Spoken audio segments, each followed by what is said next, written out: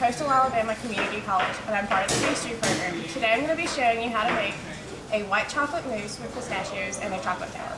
Here we have our molds that we've already lined with our plastic or acetate paper.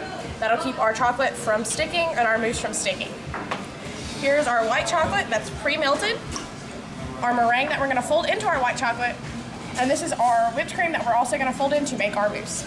And then we have our pistachios, which will add a little pop of color.